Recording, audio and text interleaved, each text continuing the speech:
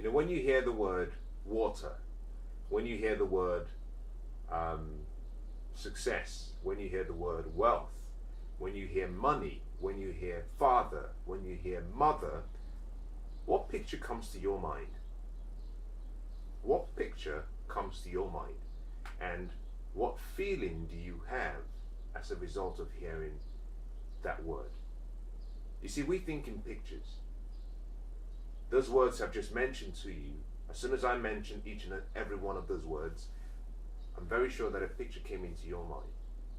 You weren't thinking about mother in the terms of spelling it all out, and you weren't thinking about water by spelling it all out. You were thinking about pictures. Now, I want to talk to you about a certain aspect of my journey that I think applies to every single one of us in some way or the other. Now, I grew up and I found that the results that I was getting in my life were simply a reflection of what I call my self-image. The picture I had in my mind about myself. And over the last few years, I started to recognize that the only way I could change these results was, first of all, to change my self-image. You see, the results you get are determined by the actions you take. The actions you take will be determined by what you believe. But your beliefs are based on your self-image. And so it's like a cycle. If you want to change the results you're getting, take more action. But you want to take the right action. To take more action, you need the right beliefs. But the right beliefs, when put into your subconscious mind, will alter your self-image. So your self-image is the most important part of the journey of creating the changes you want in your life. Now, looking back in my life, one of the things I realized was the influence the beliefs we had at a young age had over the course of our life. Now, you might agree with what I'm about to share with you, you might disagree with me, but I want you to just be open to some of the ideas. You see, I was raised by two very unique people, two unique individuals, my father and my mom. They were great people, and I found that in addition to the relationships that I had in my life, that I was also controlled or influenced by my environment and my experiences as growing up.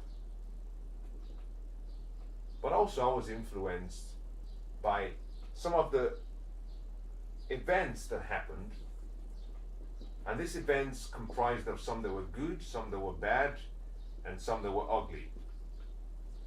But also I was influenced by some of the dreams that I had and the goals that I had. But as I studied myself over the last few years, I came to a realization. I came to the realization that all of these factors were secondary, and that the most important influence over me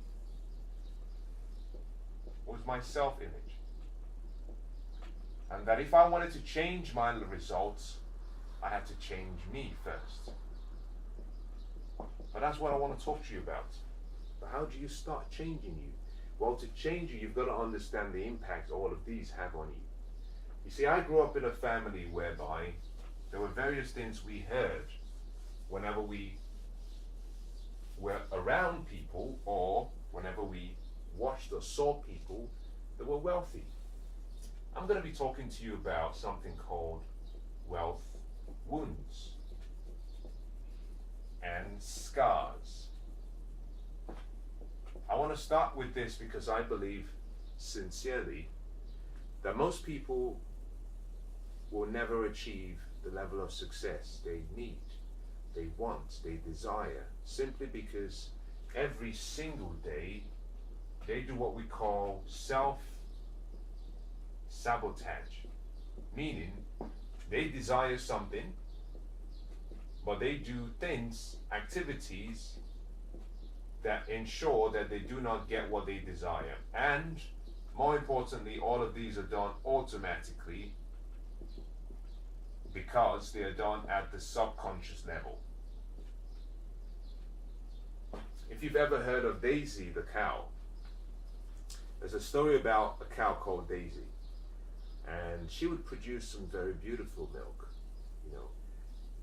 And after all the milk has been collected into a big bucket, just before the attendant would have the opportunity to carry the milk safely away, she would raise her leg and she would kick the bucket and kick the bucket all the way and spill all the milk she created. And I believe a lot of us do this every single day. Now I could talk about this because I did this not just for a few years, I did this for a long time, a long period. And part of this sabotage is not something that we're doing physically. And that is where it gets really scary. Part of this self-sabotage is that we do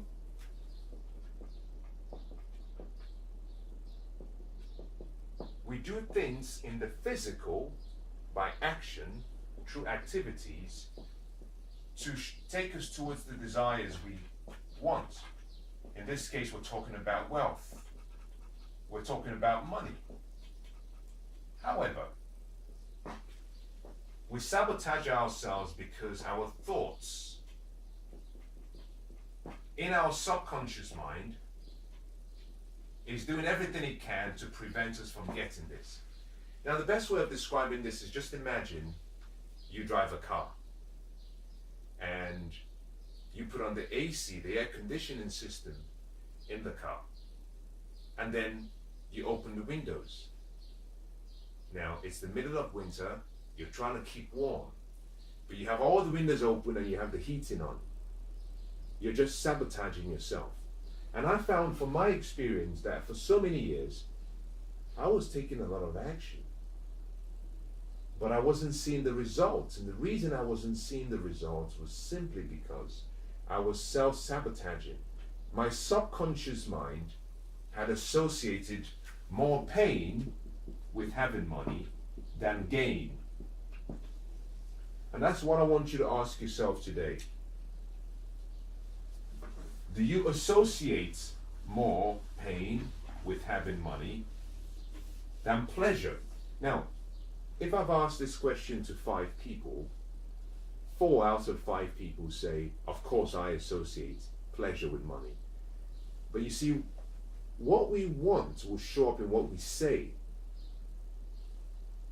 What we get shows up in what we do. Your expectation always shows up in your behaviors, what you do. Your words will only acknowledge what you desire. And the more I started to study the 4 out of the 5 people, the more I realized that none of them really believed in what they said, because their activities and their actions contradicted every single thing that they said. And so looking back at my life, what I found was one of the key things that influenced my results were the beliefs that we had about money and wealth. You see, I was raised with a number of regular statements that I heard. Money is the root of all evil. It's much harder, or rather it's much easier, for a camel to go through the eye of a needle than for a rich man to get into the kingdom of God or the kingdom of heaven. I used to hear things such as money is not for good people. That if you have a lot of money, then you must be doing something evil. And money is for crooks. Now, it didn't help that I was born into a country that was very corrupt. And therefore, yes, it was very easy for people to say, well, it's the government, they're stealing all the money. They're very corrupt. And so people passed responsibility for the lack to other people and other things. I would hear things such as, well, if God wanted you to have money, then he would have given it to you. Now this, at a young age, started to saturate my subconscious mind. And the more I emotionally got involved with those ideas and thoughts, the more I believed those. And so it got to a point whereby everything that I was doing externally through action to make my conditions better I was sabotaging myself because in my subconscious mind, I associated more pain with having it. The best way of describing this is to imagine that in your home, imagine this is a window. You have in your space here what we call a thermostat. If you want to maintain the temperature in this space at 23, 21 degrees centigrade, the boiler or the heating system or the cooling system comes on and maintains this temperature. If you open the windows, what happens is that as cold air comes in or hot air comes in, this operates to maintain the temperature. And so what I found was, although I was taking steps to improve my financial position, my subconscious mind has preset my position at 21 degrees. So it didn't matter what I did, no matter how hard I worked. Imagine this as being me. No matter how hard I worked, I could have improved my, outputs in a month. And after 2-3 months, I found that I came back to exactly what I used to be at. Reason being, my subconscious mind had preset my temperature. And it wasn't until I decided to change my beliefs of money, change and start working on my new self-image, that I was able to raise this set point to a much more comfortable place, such that I could now increase my activity to that point. And whenever I found me being in this new position, I found whenever things got difficult and I was performing below, it only took a matter of a few weeks for me to come back to where I was preset to be. Now this is important if you want to be wealthy. You've got to sit down and ask yourself, what are my beliefs about money? Now yours may not really have been in a religious context, and I understand that and I appreciate that.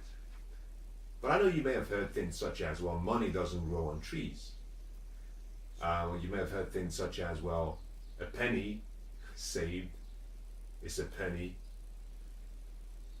Whatever that might be, I don't even know what it says to finish it. You might have heard things such as, you have to work hard for money. You may have heard things such as, well, having too much is not good. Or if you have too much money, then you sacrifice your family, your friends, your happiness. The money will change you. You have to change all those beliefs and those thoughts. Until you change those, what you might find is that every day you wake up in the morning, and I'm puzzled at this. Every day, most people wake up in the morning, get ready between 7 and 8 a.m., spend 1 hour getting ready, travel to work between 8, get to work for 9, spend 1 hour traveling, work from 9 till 6, spend 8 hours working, travel back from 6 to 7, spend 1 hour traveling. So in a whole day, most people are spending roughly between 11 and 12 hours, either pre-work, post-work, or working. And what I found is, if you look at the results that people are getting, and if you compare that against the level of input they put in, you're puzzled that most people don't have enough.